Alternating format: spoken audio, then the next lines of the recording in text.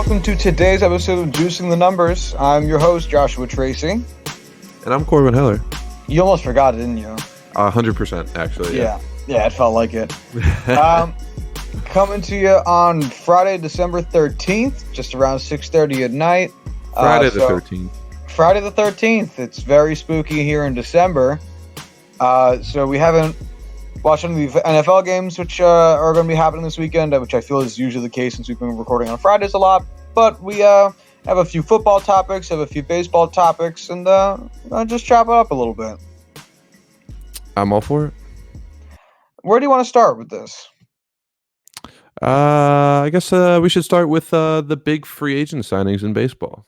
That's a really good starting point. So, of course, as is the nature of the show, big news broke moments after we finished recording, or a few hours. Gerrit Cole signed an enormous contract with the New York Yankees, 9 years, $324 million. Corwin, what do you think? Well, I haven't crunched the numbers to see if it's a worthwhile contract based off of cost per WAR, but I think it's what the Yankees need to put them over the top. I think their pitching, both starting and relief pitching, is going to be absolutely insane in 2020. And you know what? They're putting all their chips into the pot to try and win it all this year. And being the Yankees, I don't think this is much of an overpayment. Yeah, that was very concise, and I agree with literally everything you said, which makes it kind of boring. Yeah, this is the first time that's ever happened, I think. It's around there. One, me being concise, and two, you agreeing with me. Yeah, if there's if you had to give me like three, in general, if you said give me Yankees areas of need, the only things I would have to say would be like true ace starting pitcher, because Sevy can be that, and when he's on, he is that, but he hasn't yet been that. Right. Backup catcher. I have a question. Yeah. How many appearances did Sevy have after he came back from injury, would you say? Last year? Yeah. He had 2. Just 2 appearances total? In the regular season, yes. Okay. But he pitched fine in the postseason, no re-aggravation of injuries or whatnot? No, not that I heard of. Okay. He should be fully healthy. So that's a big thing for him going into next year, because it's huge for the Yankees rotation too. Right. Because I could see them wanting to get Cole more if Sevy had some lingering issues or whatnot, or if he didn't look like the sharp self that he is. But that was such a stupid statement. The sharp self that he is, whatever. But if he's healthy and good to go, then more power to him for just really strengthening their rotation. But please continue. Yeah, no, totally, great interjection. I would say true ace starting pitcher, backup catcher, and like maybe another bullpen arm, just because apparently they're not re-signing Dylan Betances, which makes me really fucking sad. Well, they haven't thus far, and find that weird, because I love Dylan, and he's apparently only asking for a 1-year deal, which you should sign anyone to a 1-year deal. It's a 1-year deal. Especially Dylan Betances, who's been with the organization for literally ever and is from the Bronx and loves the Yankees. And also just happens to be really fucking good at baseball. I was so sad that in 2019 he didn't play, because he would have, I think, set the record for most relief pitcher seasons in a row with at least 100 strikeouts. Because he's done it every year of his career, except last year because he was hurt. That's huge. Yeah, he's fucking great. You want to know something else? What? He's 6'8".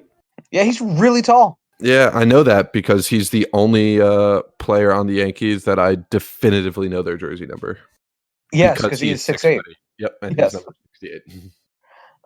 Yeah. I mean, he made it easy for everybody. But anyway, so that now that the Yankees have acquired Cole, their only true quote unquote areas of need are like backup catcher and like a bullpen arm. Mm-hmm. And if the Yankees backup catcher is Kyle Higashioka, who's like their like quadruple A guy, like that's fine. He's okay. Backup catcher is important, but not that important. Point Right. being, Yankees have spent a lot of time building up their farm system, as the Dodgers have as well. I'll get to them in a second. And they haven't spent a lot of money in recent years. They have moved on from Jacoby Ellsbury, eating some dead money, but also saving some. They spent money not to get Giancarlo Stanton, but to maintain him, since he is an expensive player on their roster.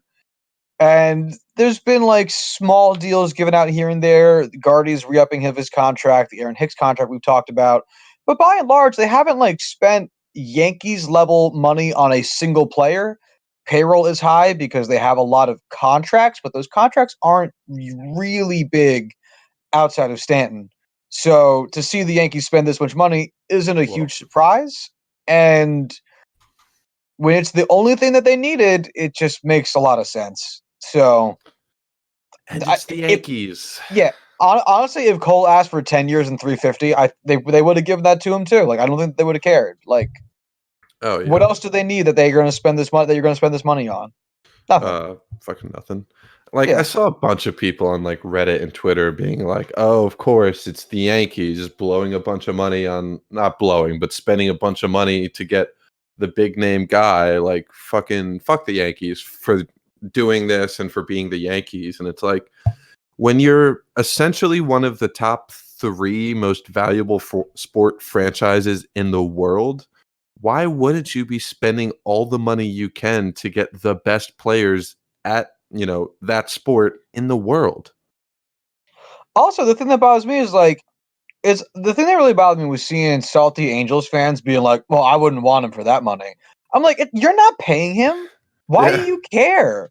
Like, for fans of teams that have small payrolls, like, wouldn't you be thrilled if your team all of a sudden magically was valued the same amount as the Yankees and Dodgers and could spend that much money? Of course you would be. As Yeah. fun as it is seeing like your small market team like finagle their way to wins and connive their way to success, you'd much rather a combination of that and, actual fucking dollars. I So I don't get the complaint. I have 2 things on that. One, if the Angels did sign him to the exact same contract, every single one of those Angels fans would be like, "Holy shit, we got him. Thrilled. This is Yeah, fantastic." Yeah. totally It thrilled. has nothing to do with the contract. And 2, as a fan of a team that's broke as fuck and acts like it, if we signed Gerrit Cole back for 320 or 300 whatever $1 million he signed for, I would be through the roof. I would be creaming my pants to see us finally spending money on players. Because Yeah. currently, we're trying to trade away the only good player we essentially have left. Austin Meadows? No, Tyler Starling Glass Marte. now? Fuck you. Fuck you. I'm upset that didn't hit me at first, but no, fuck you. Yeah, this is just so, which brings me to the Dodgers, I guess, since I brought them up, and I'll just keep talking about them.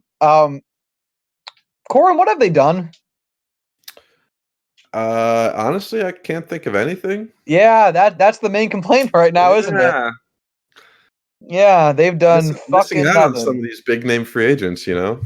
They walked away from the winter meetings, and I'm genuinely not sure they did anything. Are Oh, we sure that they went to the winter meetings? they signed Blake Trinan. That's what they did. That's the one thing that they did. They signed that 1 year, $10 million deal for Blake Trinan. Which is big hit or miss. Yeah, it's again, 1 year deals. Everyone should always take a 1 year deal as a team because it's no risk for you. Got to lose. Yeah, you got nothing to lose. So I all right. So the current GM of the Dodgers used to be the GM of the Rays, and so it makes you wonder: like, does he think that he is he so averse to spending based on history that he's trying to avoid it with his current team? Is this coming from the owners who wanted to pocket more money and thought, well, hey, let's bring in the guy that managed to operate on a budget of 5 cents and have him basically operate on those same budget constraints, and then we just pocket the difference? Or do they just genuinely think that, like, we won 100 games last year, the team's the same, outside of a few small differences, we don't need to change, and we're not going to break the bank to do it. Where do you think that they lie in that spectrum? Because it's got to be one of the three. Yeah, I think they're essentially. I think they still, in the back of their minds, know that they could spend this money. I think it's just them trying to be smart with their contracts. Like they don't want to be, I don't know, like the Red Sox where they spend all of their money on major, free agent contracts and big time players and kind of run out of room to spend, or at least have bad contracts that it's hard to get out of. I don't know. I think they're trying to be smarter with their money, especially with their front office moves. But at the same time, the same deal with the Yankees. They're the Dodgers. They can afford to spend this money, and they should be spending all the money that they can. So I think they're trying to be smart about it, but I don't think they need to be at this point. Yeah, I'm wondering. I'll actually propose a fourth option because I was thinking about it as you were just talking. I wonder if the Dodgers just don't fear anyone in their division to push them into spending, because the Padres are getting there, but they're not there yet. The Diamondbacks had a weirdly decent season last year, but no one should bank on them. The Rockies are a basement dweller to mediocre team, That depending are on the year. apparently trying to trade Nolan Nolan Arenado, Arenado, which is which is confounding. insane to me. They just gave him a massive contract, and he's the best player on the team and the face of the franchise. Whatever. And who else is? Oh, and the Giants suck because they're in the middle of a rebuild. So they don't have anyone to worry about beating the division out from under or from over, whatever, right now. So there's no one pushing them to spend their dollars. So maybe they're hanging on to their dollars in the short term, to where if the Padres are good, not this upcoming season, but next season, the Dodgers would be like, all right, now we actually have to scrape a little bit. Let's go in on, I don't know who's a free agent at that point, but let's make this the year we start to really tack on talent, because now we actually need it. Mm-hmm. So essentially, they're being the Cleveland Indians of the Yeah, NL West, basically.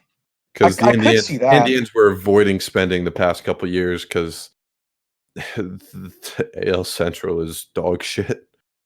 And up until the Twins turned into the Twins of 2019, there was really nobody pushing them to even compete for the, lead in that division. Yeah, you're right. No, I actually completely forgot how much we talked about that last year. Yeah. Well, yeah, maybe since they're trying to go after Francisco Lindor, that they're just trying to put all their chips into that right now, because maybe the free agents they were trying to talk to just weren't interested in coming to LA for whatever reason, or whatever reason there could be that they weren't going to, hit these home runs with free agency.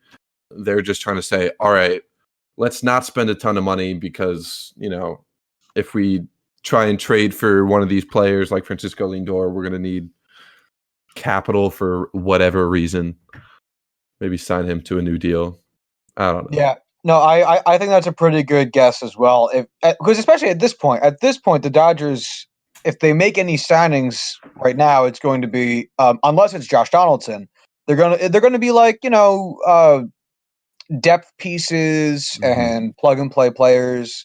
It's not going to be anybody where it's like a big difference maker. But you're right, trades. If they trade for Francisco Lindor or for Corey Kluber or for David Price or for whoever. That I would also guess would be the route that they would take. How mad would you be if they traded for Mookie Betts? If they traded for Mookie Betts, I would be annoyed that let me rephrase that. I would be annoyed that Boston would be trading away Mookie Betts, more than the Dodgers trading for him. It's the thing. I'd be bothered by the whole thing from both ends. I'd be annoyed that the Red Sox traded him, even though it would make the Yankees' lives easier. Right. They shouldn't do that. And I'd be annoyed that the Dodgers are the team that got him. Yeah, it's like it. It's just like a balancing beam, I guess, or what's it called? A teeter totter? Yeah. Yeah. Um, If they yeah. trade for Frankie, though, I will be fucking devastated. How would you feel if the Dodgers got Francisco Lindor and the Padres got Corey Kluber? I would be upset if it was Mike Clevenger or Carlos Carrasco. I would be far more upset just because those guys are just so much more lovable. Cookie being, one of my favorite players in MLB, and Mike Clevenger just being one, a beast, and two, also extremely lovable. Kluber's a robot, so emotions can stay out of that one.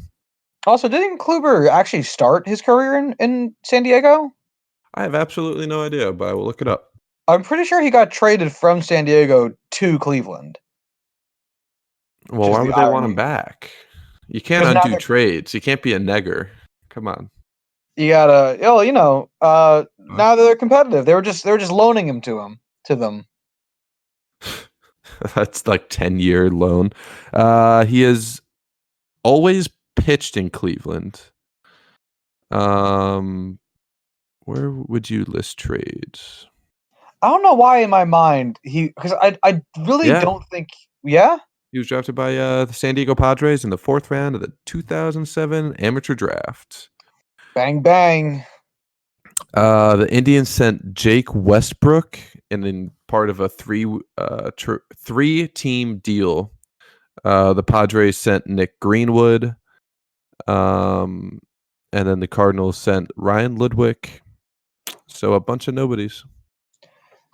And then Corey Kluber, our And then man. Corey Kluber.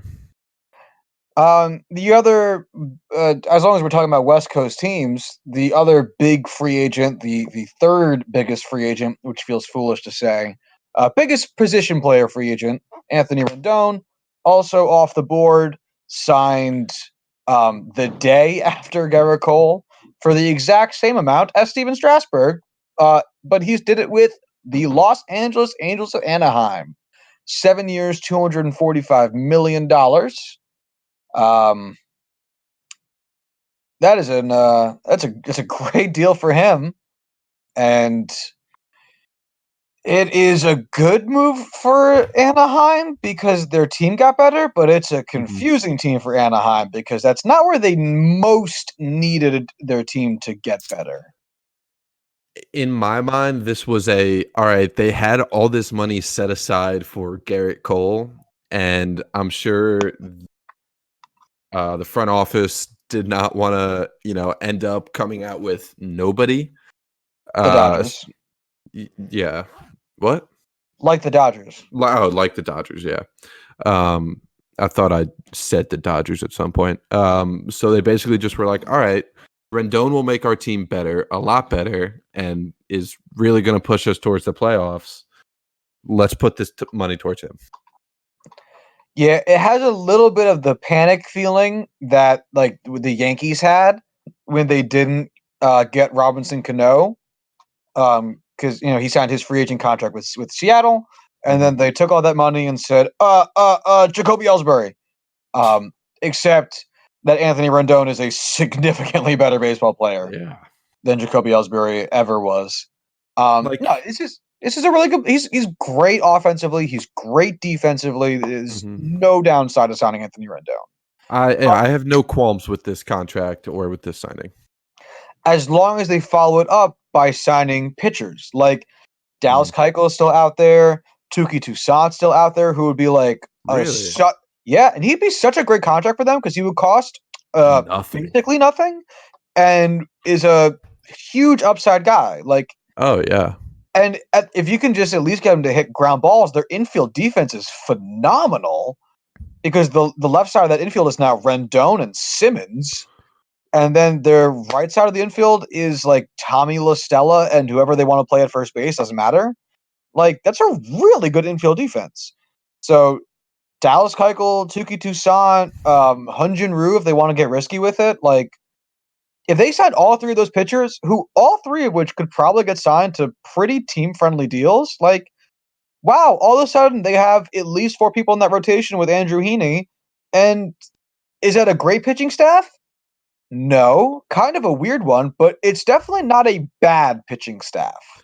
It'd be the best Yeah. pitching staff that they've fielded in like a decade. So I think Dallas Keuchel would definitely be a safe pick. For sure. For sure. Tukey, I think you're right, definitely has a ton of upside. His numbers so far, granted in not a ton of appearances last year, only 41.2 innings pitched in 2019, 29 in 2018. Numbers aren't great. Advanced stats, excuse me, are also not super great. But man, he'd be a pitcher who could come in and hopefully breathe some life in a very boring pitching staff so far outside of Shohei Ohtani. So I'd be all for it. Yeah, plus he's You know what? Let's young. find both. He wouldn't yeah, for sure. He wouldn't cost much. And the Angels are a team without a starting rotation or a good bullpen. Like he'd get innings. Right. Like you at some level, the Angels need someone who can competently pitch innings, and I think that I still believe in a degree in Tuki Toussaint where he could provide something. Yeah. Or wait, am I thinking of Tuki or Julio Teheran? Am I thinking of both? Did they both get not signed by the Braves? Yeah. Tukey is the young upside pitcher. Julio is the old not upside pitcher. He's a better pitcher for sure, but at least so far, but he is not someone. He's like a number 4 or 5 starter for a competent team.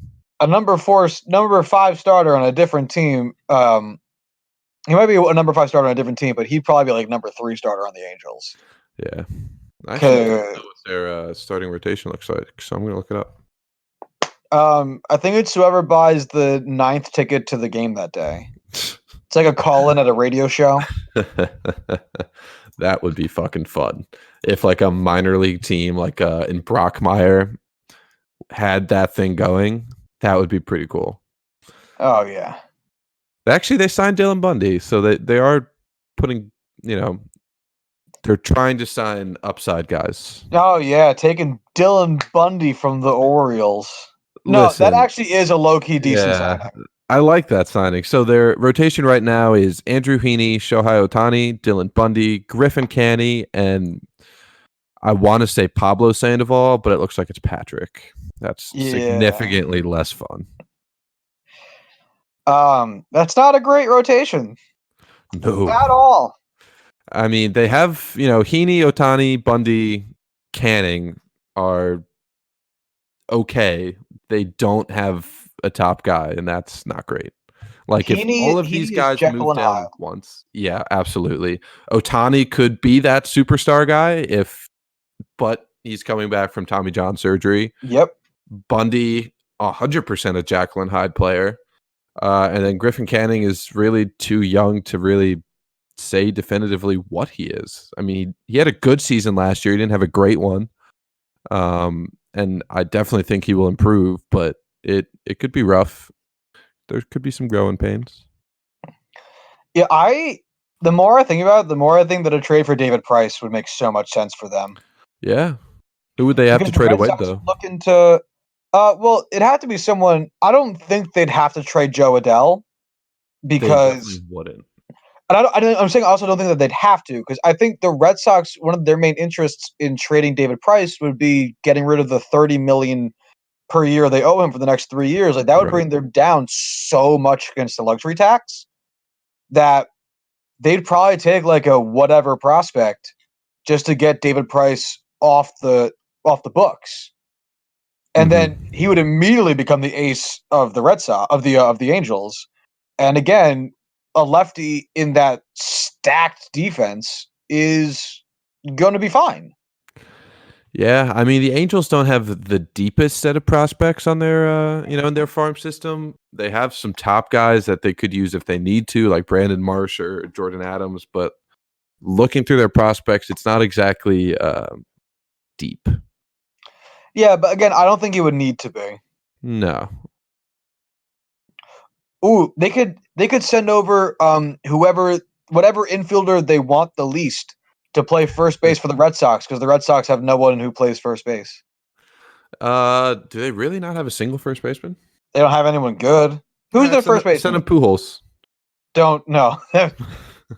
They're not gonna trade away David Price's $30 million to take on Albert Pujols' $21 million, 22. I think it's like 25. It's more than it should be. Because we just talked about it. Yeah. They got Matt Chavis at first base, or Michael Chavis. Sorry. Yeah, Michael Chavis. But he I don't believe in him. Really? Yeah. Are you saying that as a Yankees fan or a baseball fan? I'm saying as a baseball fan, I don't buy into him as a player. That's fine. I don't have a reason for it, but wow, the Red Sox have 4 starting pitchers on their 40-man roster. Or who are 20, they? 25-man roster. Chris Sale, David Price, Eduardo Rodriguez, and I know you know the Nathan last one. Eovaldi. Yep. That's wow. I don't know. Because Rick Porcello signed that 1 year, $10 million contract with the Mets. Yeah. Again, it's a 1-year deal for $10 million. So I feel like that could be a bargain. But at the same time, anyone signing Rick Porcello is just kind of like a myth. Desperate. Yeah. He does have a Cy Young, though, that he earned fair and square.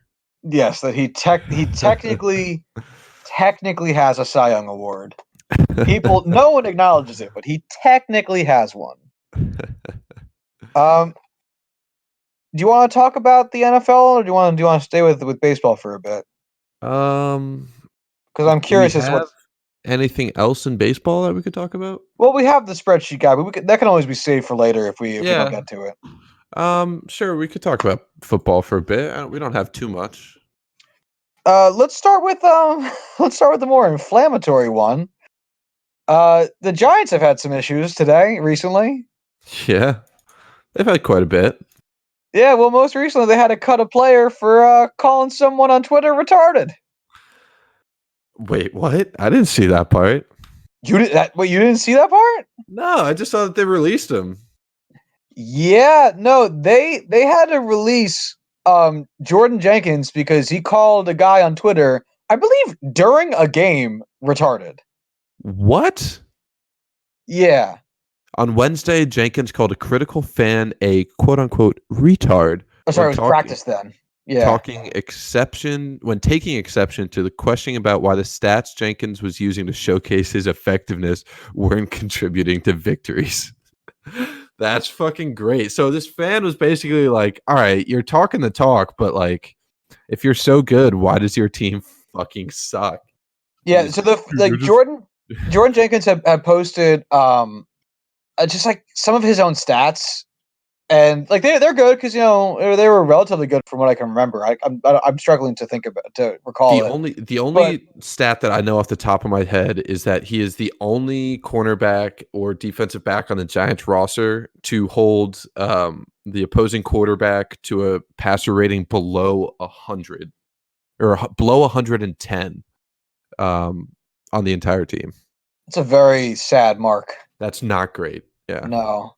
But anyway, so I have it right here. He posted 14 PBUs. I don't know what that. Oh, pass breakups, 4 INTs, 50 total tackles, 3 TDs given up in week 3. I think he means since week 3. Talk about that. ... And then some guy at the Goat Life replied, "How many of those stats contributed to any wins? #none, #irrelevant." And then Jordan Jenkins quote retweeted that, and his retweet says, "I can only do my job ... retard." And the Giants then released him. Yikes. Which he was like, really best news all day or some shit like that.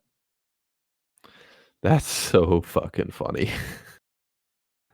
Granted, the use of that word is not condoned by this podcast, and it's awful for him using it. Yeah. But man, this is fucking funny.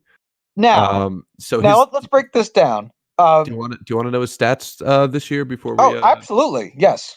So he started all 13 games.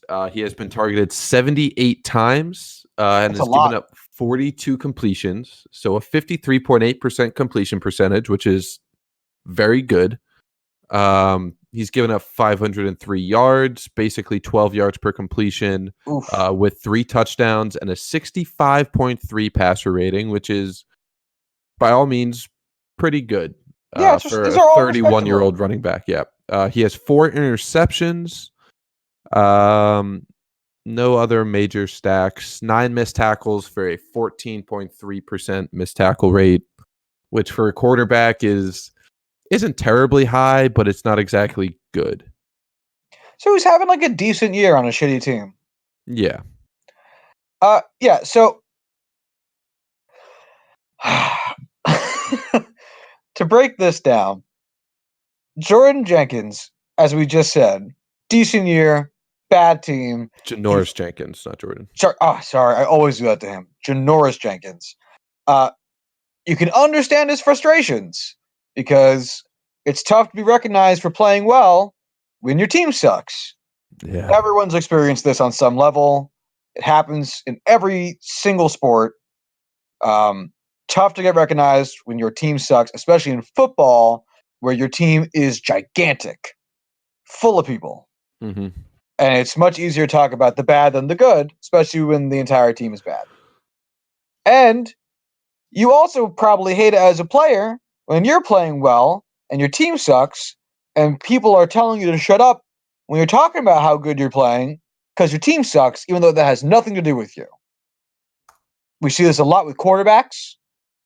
We see it a lot with guys like Mike Trout. Mm-hmm. Mike Trout. Love the fish, Yep. man. Always great, team, always bad. So it's frustrating because he's doing literally everything he can, and his team's just like, no. But what you shouldn't do is you shouldn't go using derogatory remarks on dumb fans that you'll never actually have to deal with in your life. And I'm willing to bet yeah, I got that one right at the time. Janoris Jenkins did it because doesn't give a fuck right now. Doesn't give a fuck. His team is what, 2-11? I think so. I can Getting cuts an look it up right upgrade for him right here. now. They are 2-11. Yep. He does not care. Man, He doesn't. his Twitter is fucking hilarious. Finish your thought, then we could go into it. Yeah. I was gonna ask you, like, his life just got better, right? Because the Giants are still going to have to pay his contract. He'll get paid vet minimum from somewhere else to play on what can only be a better team. Yeah. Like, his life just got better. Man, like his Twitter is fucking funny. Yeah, so he talks a lot of shit on Twitter. He's been tweeting. This was December 11th. We still haven't given up a touchdown since week 3. 14 pass breakups, 4 interception, 50 total tackles, 3 touchdowns given up in week 3. I assume that's in week 3. Talk about that. Ellipses. He still hasn't deleted the tweet where he says I can only do my job, retard. Yeah, it's still fucking there. And then someone called him out for, talking shit. And he says, "'Cause I'm grown up and I speak facts." Man, you funny for that. And then he says, "My apology for the word I used earlier. Really didn't mean no quote unquote harm. Hashtag rabbit love everybody." And then Pro Football Talk was tweeting at him, or like tweeted a story about him, and then he says, "Lol, y'all funny. I just sit back and laugh at y'all." He can't spell for shit, by the way. This is fucking hard to read. Like, I'm bad with words generally, but this is difficult. And then as soon as the Giants released him, he tweeted, "Best news ever. Thank you." Yeah. Because his life just got better. It did. Man, the Giants are a fucking shit show. I just want to say, I really think we should be looking up players' Twitters more when we talk about them because it's really funny. I'm not opposed. Yeah. Just real quick to transition back into the Giants. Mhm. If you told me at this point in the season the Giants are going to be a bigger dumpster fire than the Redskins, I'd be Oof. shocked because Yeah. they are right now, aren't they? Yeah. Like, because Yeah, not they're only are not both good. teams really bad, but the Giants are also like constantly surrounded by controversy, which is a pretty typical New York thing. But so are usually the Redskins because their owner sucks and their coaching started off like with a huge firing in the beginning of the season, and players are usually unhappy. But like it's been like all quiet on the Western Front over there, whereas the Giants have been a media storm every week because of how perplexing they are as a team and how shitty their ownership is. Yeah. I mean, And the just looking at stats, the Giants are currently better in total yardage. They're ranked 26th right now with 4,055 yards. The Redskins are dead last with 3,411. Wow, they're actually better. Oh, sorry, that was passing offense. Where's defense? Scroll, scroll, scroll, scroll, scroll. If you want to keep talking while I figure this out. point being, you'd think that this year, being the rebuilding year, it would be a quiet, bad year. You know, like the Giants would be bad, but they'd be like rebuilding. And like you were seeing how Daniel Jones does. And like, yeah, they're bad, but like they're not trying to be good. So here's the positives, and here's where they still need to improve. But they're bad and a story about being bad, which is not good. Like, if you're going to be bad, do it in a way that's like progressive and helpful, like the Padres were 2 years ago. They're just a shit show. They're just a shit show. Yeah. I mean, it sucks that they're in New York because everything is just getting, magnified because of the media there. Uh, at least they've settled down with Daniel Jones, and the only reason Eli's starting is because of injury, not because they're flip-flopping. But the rest of the team is it's not good. So just looking at defense, the Giants are ranked 28th, giving up 4,892 yards. Meanwhile, the Redskins are 20th, giving up 4,678. Um, you got to expect that the coaching has to change for next year. I just don't think Pat Shurmur's the guy for this team. I don't think he was the right pick in the first place. I think he was kind of a settle for the Giants. I mean, it's the New York Giants. You could land one of, the top coaches any given year just because of how prestigious of a job it is, the market, everything surrounding it. What's your And they're not opinion the on that? Knicks, which is important. Yeah, they're not the Knicks. They're not owned by James Dolan. Well, not even that, because the Rangers' job is still pretty prestigious, even though that team's owned by James Dolan too. What I mean by that is the Giants have won recently, Mhm. relatively speaking, and they haven't been a dumpster fire like the Knicks have been up until like the past few seasons. So it's not like the Knicks, where it's like, all right, not only do you have all the pressure that comes with playing in New York already, but you also have all the pressure of taking this dying, fledgling franchise that cannot seem to get two steps put together before they fall down and turning it around under massive scrutiny. You'd be taking over a team that's like, no, this team tends to be good. They're just going through a rough patch right now, which is a much different scope. It's way, way easier, at least I would imagine. So they actually have that going for them, but the problem is no one fucking cares because their ownership is proving to be on par with the Knicks, which is a shame. Yeah, it's just going to be a huge question mark what they do going forward, and I don't think they have any answers. It's not pretty. I will ask you this though. In the how many games have they played? Oh, you idiot. 13, right? Yeah, I was looking at the wrong thing. All right. So, how many of their losses or wins? How many of their games have been one score games? 3. 3. So I am looking through it now. 6.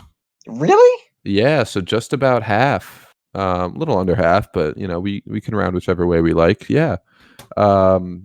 They won by 1 point against the Buccaneers. They lost by 6 to the Cardinals, lost by 5 to the Lions, lost to the Jets by 7, lost to the Bears by 5, and lost to the Eagles by 6.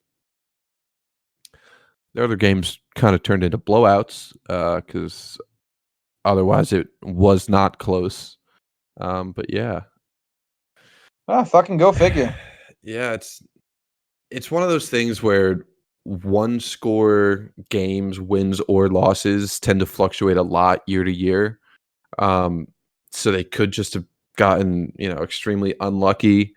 Like their loss a couple weeks ago to the Eagles in overtime was a killer. I do expect them to improve a lot next year if they could bring, a coach that's not Pat Shurmur in, or if, Pat Shurmur can work out some issues that he's had this year with so many things.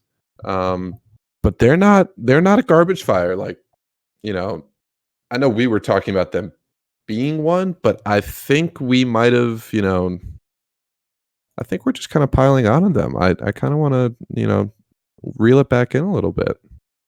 I don't. I think they're the flip flop version of the Seahawks, where a lot of their games are close, but that's because their Seahawks are up early and then play a lot of prevent defense and don't Right. need to score so much in the latter parts of the game.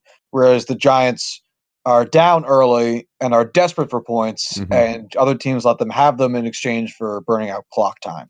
Right. So I will say their offense is kind of what I was referring to as far as, being better next year significantly. Their defense definitely needs a lot of work going into next year. The defense is going to be the big problem. I genuinely think they are a superstar wide receiver away from having a very good offense. I don't know where they could get one of those, but well, let's talk about it because this has been a rumor for a few weeks now, so this isn't exactly news, but it's been talked about it a little bit more recently. So Odell Beckham Jr. wants out of Cleveland. What a segue, Josh. I applaud you, sir. Thank you. The superstar wide receiver that the Giants got rid of because, well, we still don't know. Best player on the team and let him go. Hey, Saquon was on that team. You watch your mouth. Oh, he was. Yeah. So if you are Odell, or no, if you're the Browns, I'm going to rephrase this entirely. Where makes the most sense for Odell to be traded to? Ooh, outside of the Giants? Because the Giants are definitely number one. I'll start with the obvious one, the Patriots. Yeah, because that's where every star wide receiver gets traded to. That would be pretty huge, for sure.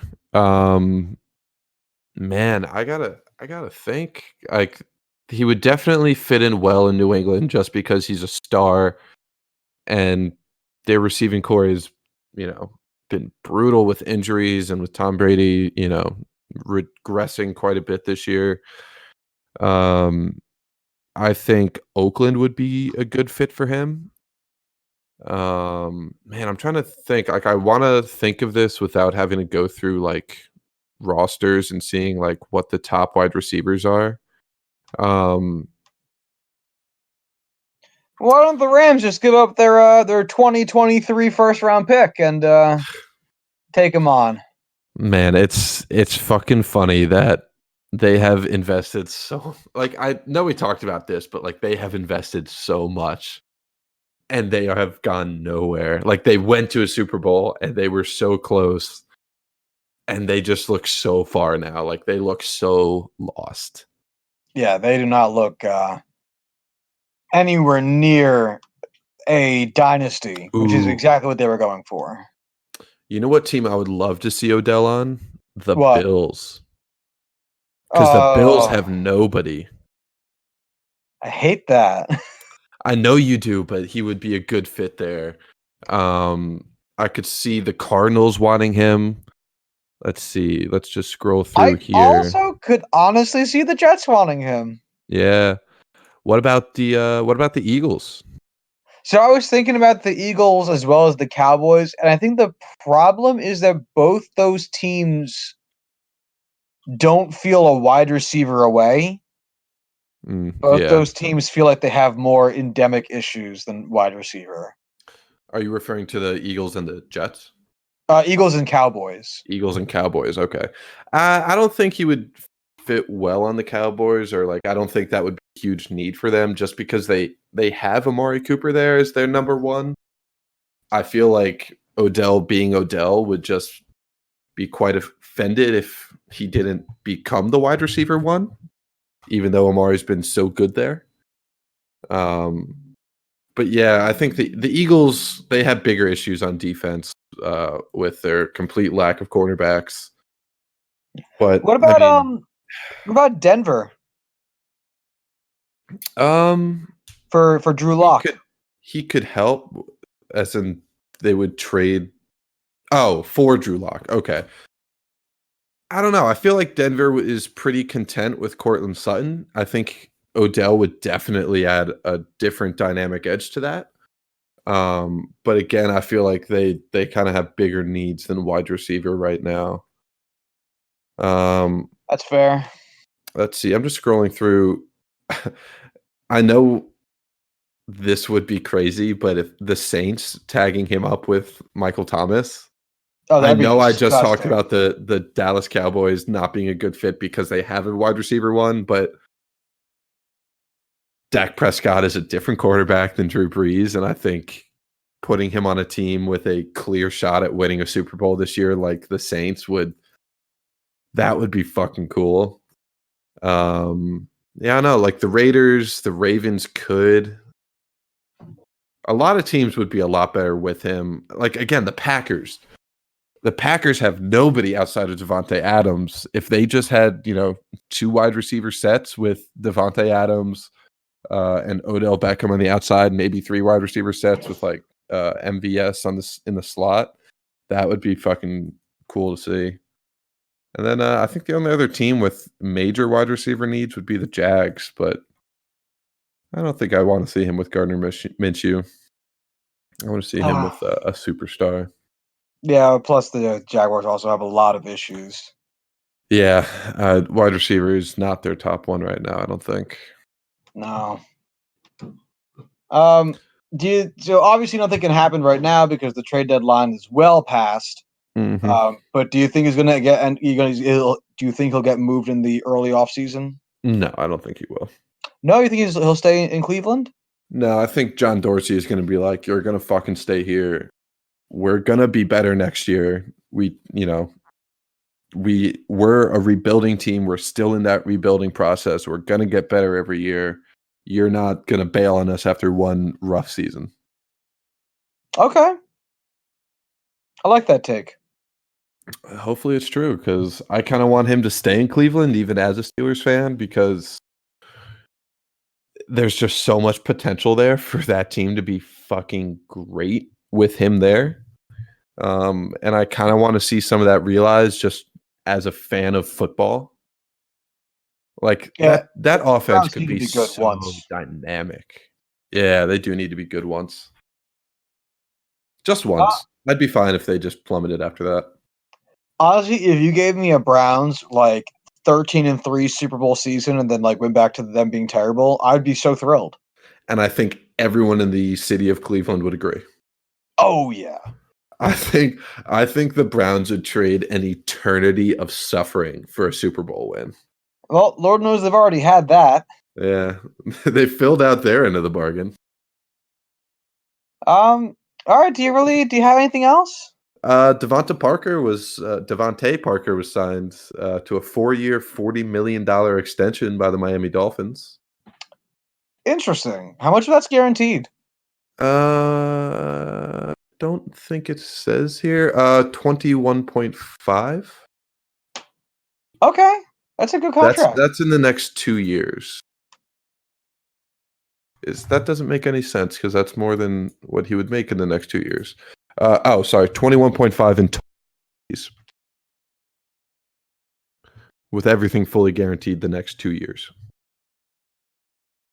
So basically, this is a 2-year, $20 million contract. Oh, that's bad.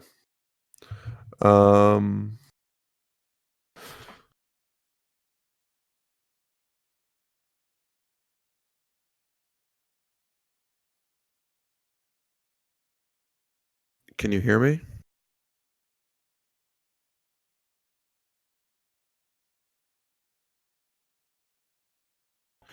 This sucks. Joshua, can you hear me? Can you hear me now? Ooh, I can hear you now. It did that thing where I have to go in and select the thing that's already selected again. Man, that's annoying. Yeah, this is weird. Anyway. What was the last thing you heard me say?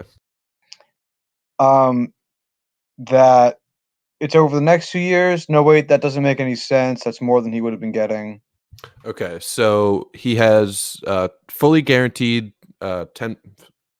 Since we're cutting this out, I'm just gonna back up. Yeah, go ahead. So he has 21.5 in total guarantees, with 20 million guaranteed over the next 2 seasons. So this basically is a 2-year, $20 million contract with $1.5 million in guarantees over the 2 years after that. So this is essentially, hey, Devontae Parker finally broke out for us. We could give him 2 more years to see if he could, keep it up. And if not, it's essentially wipe your hands and he's gone. So I think this is a great deal for them. They definitely have the money to spend. He's a homegrown talent, first-round pick.